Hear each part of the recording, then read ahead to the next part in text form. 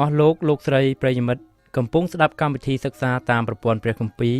កម្មវិធីយើងខ្ញុំមានបេតិសោមនស្សយ៉ាងខ្លាំងដោយលោកអ្នកបានចំណាយពេលវេលាដ៏មានតម្លៃស្ដាប់កម្មវិធីរបស់យើងខ្ញុំកម្មវិធីសិក្សាតាមប្រព័ន្ធព្រះគម្ពីរផ្ដល់សារៈប្រយោជន៍ដល់លោកអ្នកឲ្យស្គាល់ព្រះជាម្ចាស់និងលូតលាស់ខាងជំនឿរហូតលោកអ្នកអាចបង្កើតផលផ្លែជាប់លាប់ថ្វាយព្រះអង្គម្ចាស់បានយើងខ្ញុំសង្ឃឹមថាកម្មវិធីថ្ងៃនេះពិតជានាំមកនៅព្រះពរណាមួយដល់លោកអ្នកជាមិនខាន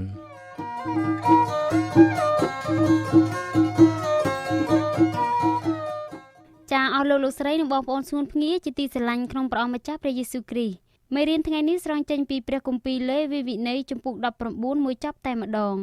ដើម្បីសិក្សាព្រះគម្ពីរឲ្យកាន់តែស៊ីជម្រៅយើងខ្ញុំសូមអញ្ជើញលោកអ្នកត្រៀមពากកានិងសៀវភៅស្រង់ចំណុចគន្លឹះដែលលោកគ្រូគង្វាលគង់ផនឆុនបកស្រាយដូចតទៅគម្ពីរលេវីវិន័យជំពូក19ឥឡូវយើងឈានមកដល់ដំណាក់កាលមួយដែលយើងត្រូវយកក្រឹតវិន័យ10ប្រការមកអនុវត្តជាក់ស្ដែងនៅក្នុងស្ថានភាពជីវិតនៃសង្គមជាតិនីមួយៗបើយើងយកក្រឹតវិន័យទាំងអស់របស់ព្រះមកអនុវត្តជាក់ស្ដែងនៅក្នុងជីវិតយើងត្រូវធ្វើឲ្យដូចគម្ពីរលេវីវិន័យជំពូក19ខ2ដែលចែងថាត្រូវឲ្យឯងរាល់គ្នាបានបរិសុទ្ធត្បិតអញនេះដែលជាព្រះយេហូវ៉ាជាព្រះនៃឯងរាល់គ្នាអញបរិសុទ្ធព្រះជាម្ចាស់ទាមទារឲ្យរាជរបស់ទ្រង់មានជីវិតរស់នៅក្នុងភាពបរិសុទ្ធជានិច្ចឯភាពបរិសុទ្ធនេះទៀតសោតមិនមែនគ្រាន់តែជាទ្រឹស្ដីទេតែជាការអនុវត្តប្រចាំថ្ងៃទោះដេកដើរឈរអង្គុយឬធ្វើអ្វីក្តី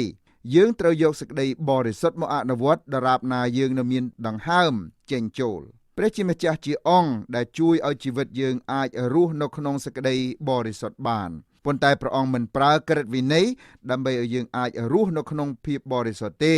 ក្រឹតវិន័យគ្រាន់តែជាខ្នាតឲ្យមនុស្សដឹងថាត្រូវរស់នៅក្នុងភាពបរិសុទ្ធក្រឹតវិន័យមិនអាចនាំឲ្យយើងរស់នៅក្នុងភាពបរិសុទ្ធបានឡើយ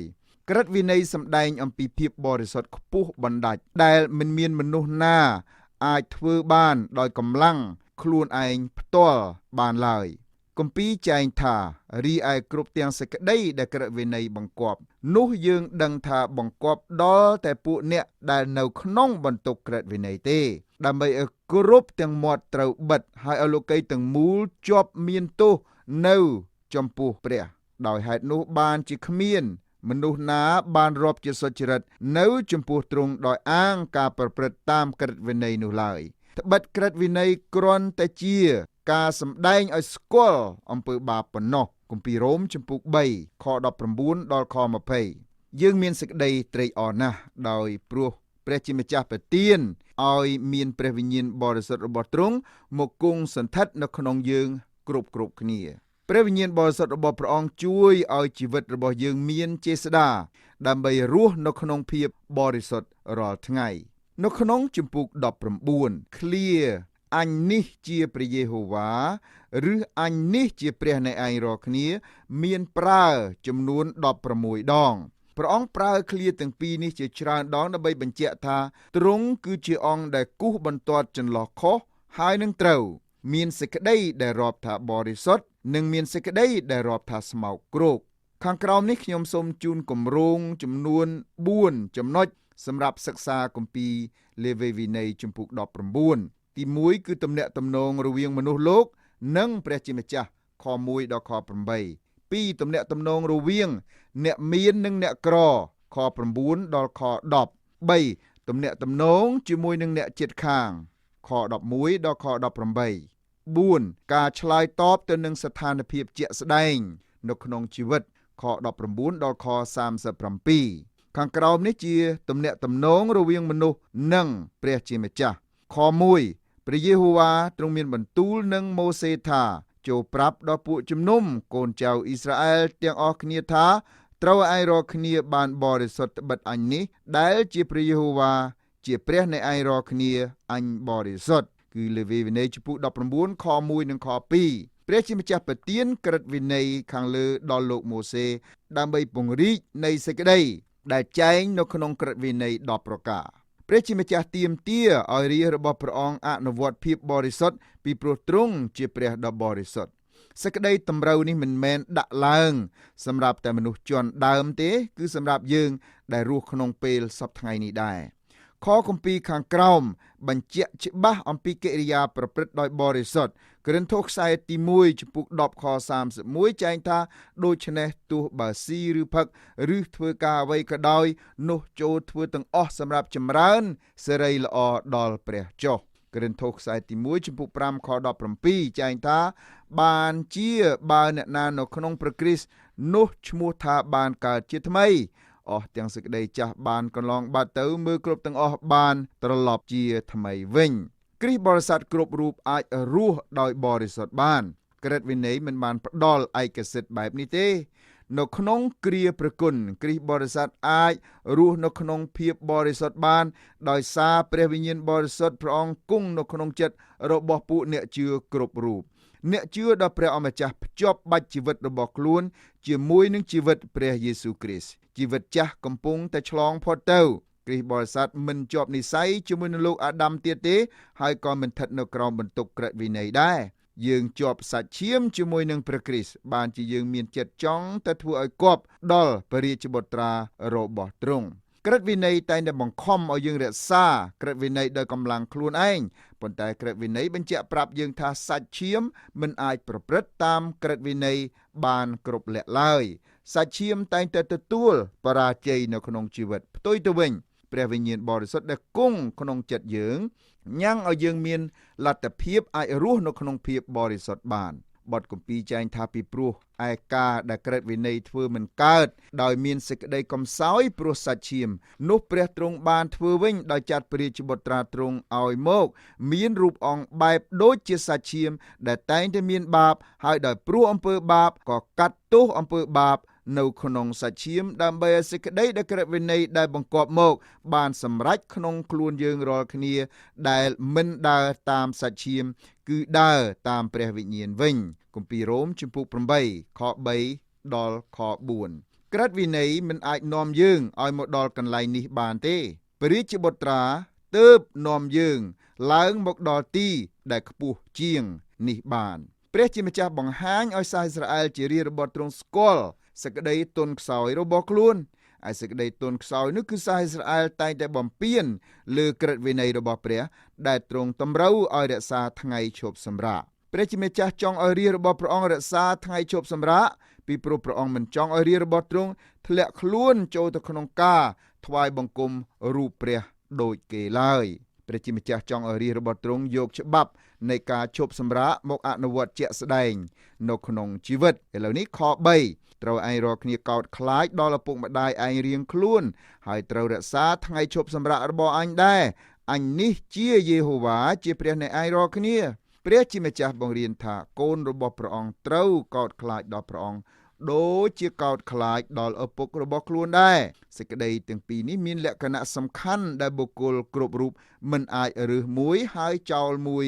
បានឡើយបើលោកអ្នកពិតជាស្រឡាញ់ដល់ព្រះជាម្ចាស់មែនលោកអ្នកពិតជាចេះកោតខ្លាចដល់ឪពុកម្ដាយរបស់លោកអ្នកជាប្រកបនៅក្នុងខដដែលនេះព្រះជាម្ចាស់បន្ថែមទៀតថា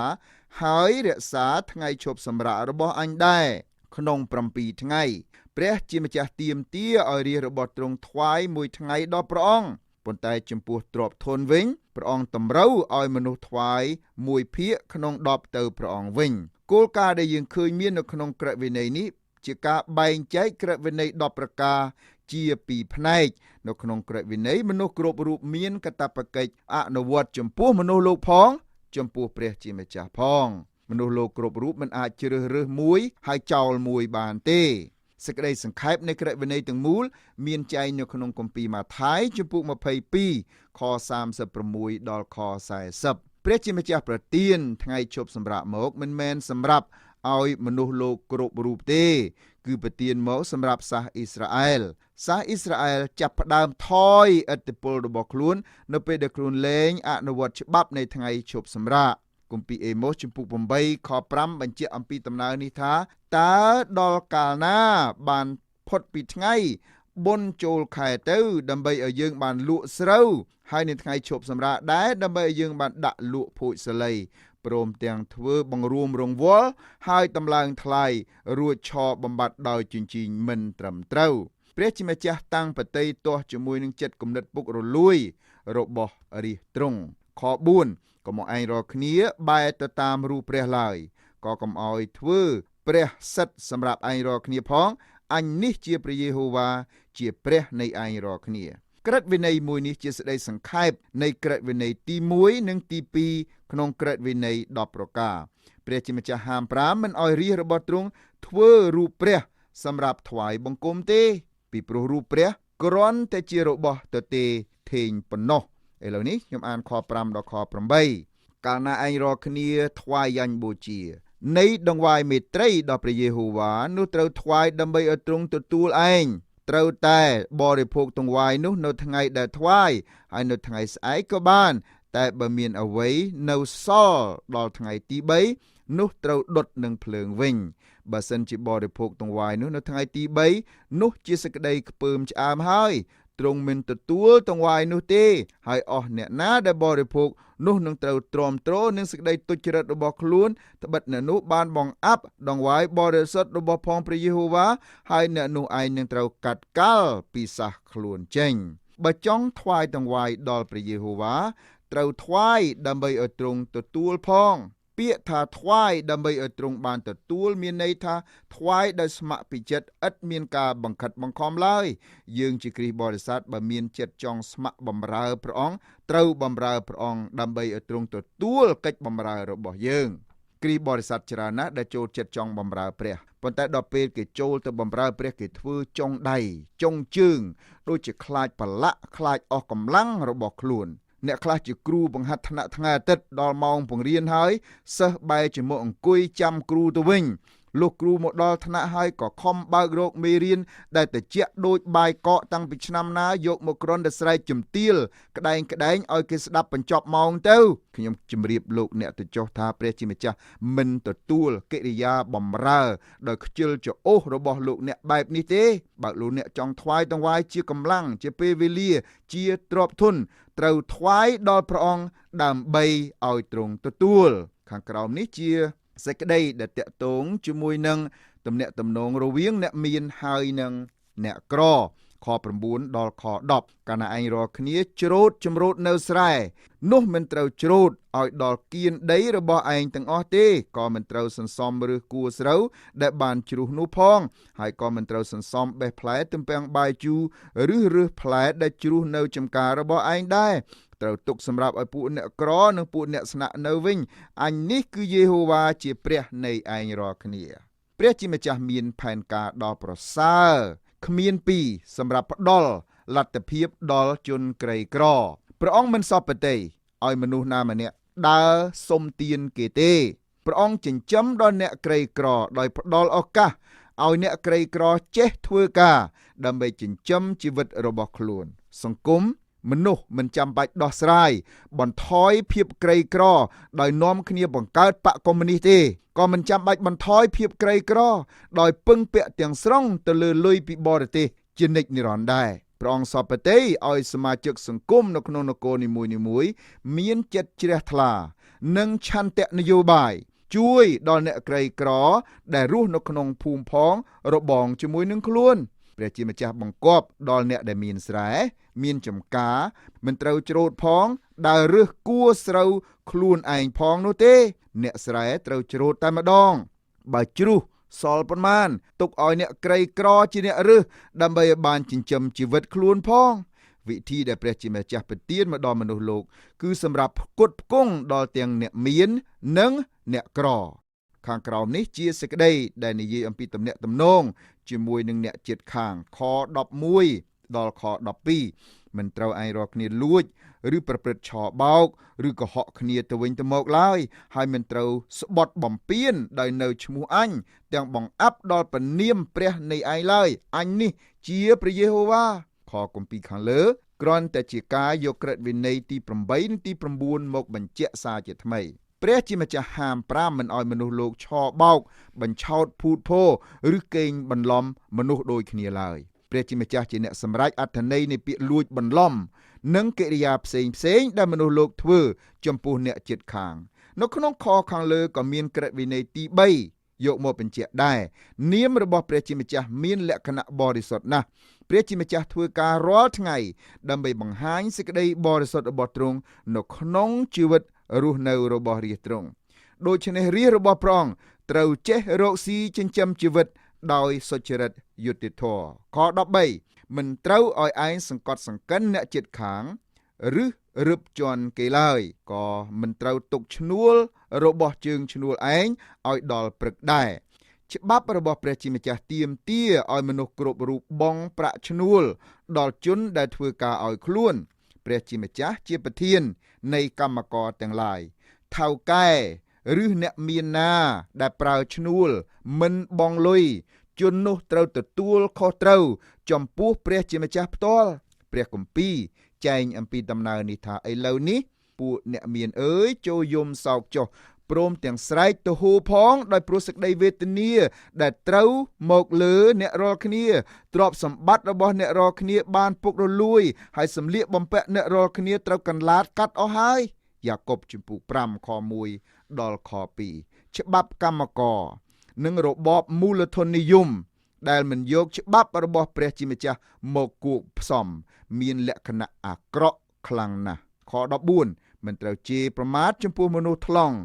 ឬធ្វើអ្វីឲ្យមនុស្សខ្វាក់ដួលនោះឡើយគឺត្រូវឲ្យកោតខ្លាចដល់ព្រះនេះឯងវិញអញនេះជាព្រះយេហូវ៉ាអ្នកលក់ដូរមិនត្រូវបន្លំអ្នកខ្វាក់ដែលមកទិញរបស់របរខ្លួនឡើយមិនតែប៉ុណ្ណោះព្រះអង្គតម្រូវឲ្យមនុស្សជាធម្មតាថែរក្សាអ្នកដែលថ្លង់ដែរព្រះជាម្ចាស់យកបតីទុកដាក់ជាមួយនឹងមនុស្សដែលទន់ខ្សោយជនពិការដែលគ្មាននរណាជាទីពឹងអាងបុគ្គលដែលមានឋានន្តរស័ក្តិខ្ពស់ប៉ុណ្ណាក៏ដោយព្រះអង្គបរាមុខទាស់ទទឹងជាមួយនឹងបុគ្គលនោះបើជននោះមើលងាយមើលថោកដល់មនុស្សទន់ខ្សោយដែលគ្មាននរណាជាទីពឹងអាងឡើយខ15មិនត្រូវឯងរាល់គ្នាប្រព្រឹត្តទុច្ចរិតក្នុងរឿងក្តីឡើយក៏មិនត្រូវយល់មុខខាងឯអ្នកតូចឬខ្លាចអ្នកធំដែរក៏ត្រូវឲ្យជំនុំជម្រះអ្នកជិតខាងឯងដោយសុចរិតវិញពួកចៅក្រមគ្រប់ស្រទាប់វណ្ណៈត្រូវស្ដាប់ព្រះបន្ទូលនៅត្រង់កន្លែងនេះហេតុអ្វីបានជាចៅក្រមត្រូវស្ដាប់ព្រះបន្ទូលត្រង់ចំណុចនេះពីព្រោះពេលដែលចៅក្រមកាត់ក្តីរឿងរបស់នរណាម្នាក់ចៅក្រមជាអ្នកទទួលខុសត្រូវផ្ទាល់ជាមួយនឹងព្រះជាម្ចាស់ដែលជាចៅក្រមលើអស់ទាំងចៅក្រមព្រះជាម្ចាស់តែងតាំងឲ្យមានអ្នកដឹកនាំនគរសម្រាប់រកសេចក្តីយុត្តិធម៌ឲ្យប្រជាពលរដ្ឋខ16ដល់ខ18មិនត្រូវដើរចុះឡើងនិយាយដើមគេក្នុងពួកសាសឯងឡើយមិនត្រូវឈរទាស់នឹងឈាមអ្នកជិតខាងឯងដែរអញនេះជាព្រះយេហូវ៉ាមិនត្រូវមានចិត្តស្អប់ដល់បងប្អូនឯងឡើយក៏កុំឲ្យខាននឹងបន្ទោសដល់អ្នកជិតខាងឯងដែរដើម្បីកុំឲ្យជាប់មានបាបដោយព្រោះគេមិនត្រូវសងសឹកឬចងគំនុំគុំគួននឹងពួកបងប្អូនកូនចៅរបស់សាសឯងឡើយគឺត្រូវឲ្យស្រឡាញ់អ្នកជិតខាងដូចខ្លួនឯងវិញអញនេះជាព្រះយេហូវ៉ាអ្នកនិយាយដើមគេទោះបីក្នុងរូបភាពណាក៏ដោយមិនរួចខ្លួនពីត្រូវទោសឡើយពាក្យថាឈរទាស់ទៅតឹងនឹងអ្នកជិតខាងមានន័យថាសម្លាប់មនុស្សដូចគ្នាការសម្លាប់មិនមែនទាល់តែយកកំបិតទៅកាប់គេទេគ្រាន់តែស្អប់នោះព្រះអង្គរាប់ថាជាការសម្លាប់រួចទៅហើយសូមអានម៉ាថាយជំពូក5ពីខ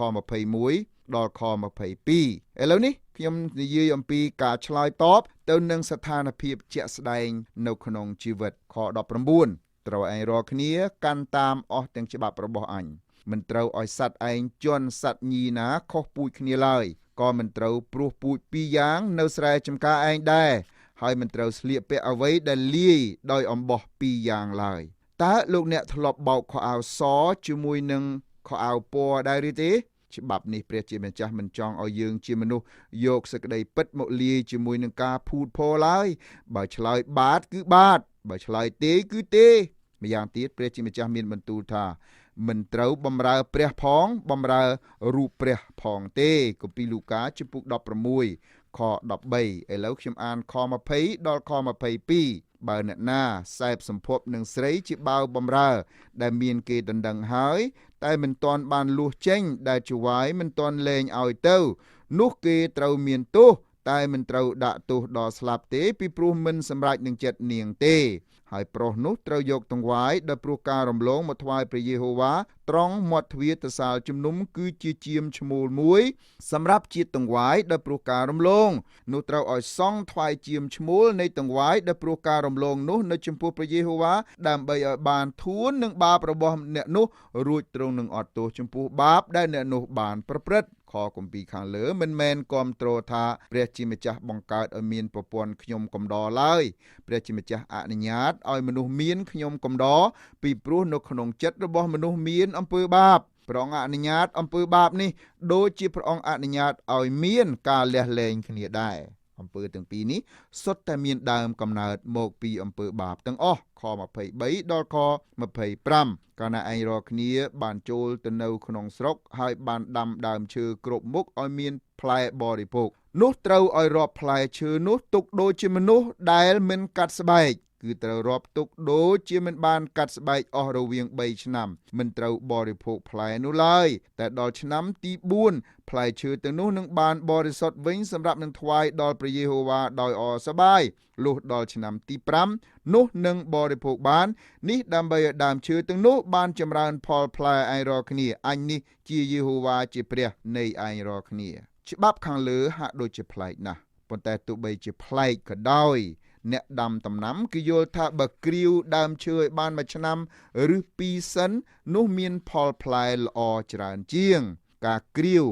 រាប់ថាជាការកាត់ស្បែកឲ្យដើមឈើព្រះអង្គសពតិឲ្យមនុស្សលោកធ្វើយ៉ាងដូច្នោះពីព្រោះមនុស្សលោកត្រូវទទួលស្គាល់ថាផ្លែឈើទាំងបាមានកើតមកពីព្រះជាម្ចាស់យើងតែងតែនិយាយថាដើមឈើផ្កាថ្វាយព្រះដើមឈើស្គាល់ព្រះដែលបង្កើតវាប៉ុន្តែមនុស្សមិនស្គាល់ព្រះដែលបង្កើតដើមឈើឡើយព្រះជាម្ចាស់ប្រទានបញ្ញត្តិនេះដើម្បីឲ្យមនុស្សលោកទទួលស្គាល់ទ្រង់ដូចជាដើមឈើទទួលស្គាល់ទ្រង់ដែរខ26ដល់ខ28មិនត្រូវឯងរាល់គ្នាបរិភោគសាច់ណាដែលជាប់ទាំងឈាមផងនោះឡើយមិនត្រូវប្រើរបៀនរបស់គ្រូអង្គុយធរឬមើលអ្នកខាត់ត្រឹកផងមិនត្រូវកោកលឹងសក់ក្បាលជុំវិញឬកាត់តម្រឹមពុកចម្ការរបស់ឯងឡើយក៏មិនត្រូវឆូតស្បែកដោយកាន់ទុកមនុស្សស្លាប់ឬសាក់ខ្លួនផងដែរអញនេះជាព្រះយេហូវ៉ាក្នុងខគម្ពីរខាងលើព្រះជាម្ចាស់មិនអនុញ្ញាតឲ្យមនុស្សប្រើអំពើអាបធ្មប់គ្រប់បែបយ៉ាងឡើយម្យ៉ាងទៀតព្រះជាម្ចាស់ចង់មានបន្ទូលនៅក្នុងខនេះថាព្រះអង្គមានអំណាចខ្ពស់ជាងអំពើអាបធ្មប់នានាព្រះអង្គអាចបណ្ដេញអាចរំលាយអាចបន្សាបអំពើអាបធ្មប់គ្រប់បែបយ៉ាងទោះគ្រូទាំងនោះពូកែយកមេឃទ្រាប់អង្គុយក៏ដោយខ29កុំឲ្យបង្ខូចកូនស្រីឯងដោយធ្វើឲ្យទៅជាសម្ផឹងឡើយក្រែងស្រុកឯងទៅជាសហាយស្មន់គ្រប់គ្នាហើយបានពេញជាសេចក្តីអាក្រក់ជួជាតិព្រះជាម្ចាស់ហាម5មិនឲ្យឪពុកម្ដាយយកកូនទៅលក់ធ្វើជាសម្ផឹងទេព្រះជាម្ចាស់ហាម5ច្បាប់នេះពីព្រោះព្រះអង្គមិនចង់ឲ្យឃើញនគរទាំងមូលคล้ายជានគរសម្ផឹងឡើយខ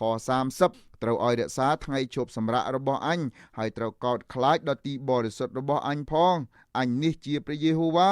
ថ្ងៃជប់សម្រាកគឺជាទីសម្គាល់បញ្ជាក់ថាមនុស្សដែលជប់សម្រាកពិតជាមានទំនាក់ទំនងផ្ទាល់ជាមួយនឹងព្រះជាម្ចាស់មែនគ្រីស្ទបរិស័ទមិនចាំបាច់រក្សាថ្ងៃសៅរ៍ជាថ្ងៃជប់សម្រាកទេតែនៅថ្ងៃអាទិត្យជាថ្ងៃថ្វាយបង្គំព្រះអង្គគ្រីស្ទបរិស័ទត្រូវសម្ដែងអត្តសញ្ញាណថាខ្លួនពិតជាមានទំនាក់ទំនងជាមួយនឹងព្រះជាម្ចាស់ដោយព្រមឈប់សម្រាកហើយនាំគ្នាទៅថ្វាយបង្គំព្រះអង្គខ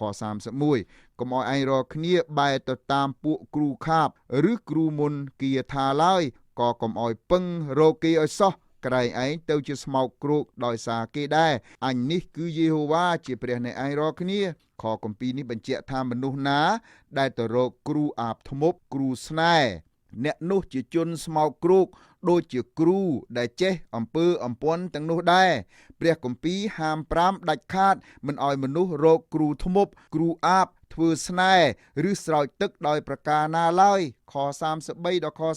34បើមានមនុស្សប្រទេសក្រៅណាមកស្នាក់នៅក្នុងស្រុកជាមួយនឹងឯងនោះកុំឲ្យធ្វើបាបគេឡើយឯអ្នកប្រទេសក្រៅដែលមកស្នាក់នៅក្នុងពួកឯងរាល់គ្នានោះត្រូវទុកដូចជាអ្នកកើតនៅក្នុងស្រុកឯងវិញហើយត្រូវស្រឡាញ់គេដូចជាខ្លួនឯងដែរត្បិតឯងរាល់គ្នាពីដើមក៏ជាអ្នកស្នាក់នៅក្នុងស្រុកអេស៊ីបដែរអញនេះគឺព្រះយេហូវ៉ាជាព្រះនៃឯងរាល់គ្នាច្បាប់របស់ព្រះ ទាមទារឲ្យមនុស្សរាប់ជនបរទេសដែលមកស្នាក់នៅថាជាអ្នកដែលមានសិទ្ធិស្មើនឹងយើងដែរព្រះជាម្ចាស់រំលឹកដល់រាជរបស់ព្រះអង្គថាម្ដងនោះយើងក៏ធ្លាប់ធ្វើជាខ្ញុំកំដរនៅប្រទេសដទៃនៅភូមិស្រុកដទៃនៅប្រទេសអេស៊ីបដែរយើងត្រូវរាប់ជនបរទេសថាជាអ្នកជិតខាងដែលរស់នៅក្បែរយើងខ35ដល់ខ36មិនត្រូវឯងរាល់គ្នាប្រព្រឹត្តទុច្ចរិតក្នុងរឿងក្តីឬក្នុងការវាស់ឬថ្លឹងឬវល់ឡើយត្រូវឲ្យមានចិញ្ចៀងនិងកូនចិញ្ចៀងយ៉ាងត្រឹមត្រូវហើយនឹងរង្វាស់ត្រឹមត្រូវផងអញនេះគឺព្រះយេហូវ៉ាជាព្រះនៃឯងរាល់គ្នាដែលបាននាំឯងចេញពីស្រុកអេស៊ីបមកសពថ្ងៃចិញ្ចៀងនៅតាមផ្សារ1គីឡូក្រាមបានតែ8ក្រាមប៉ុណ្ណោះទេខ្ញុំចង់និយាយចំពោះជនដែលប្រើចិញ្ចៀងคล้ายៗថា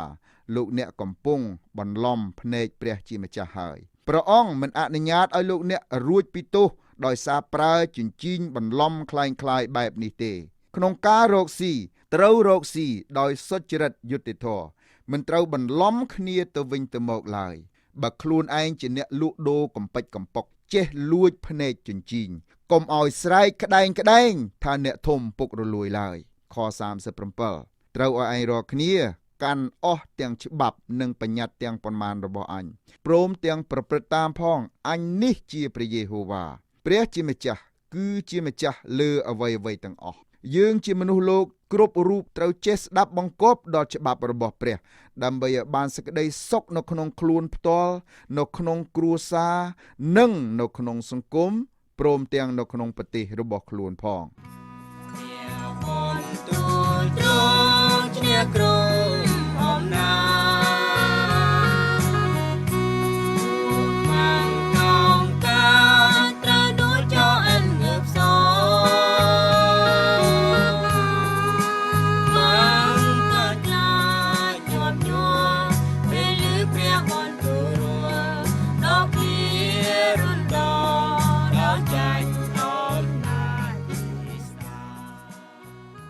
កម្មវិធីនេះផលិតឡើងដោយអង្គការ Transworld សហការជាមួយនឹង Through the Bible Network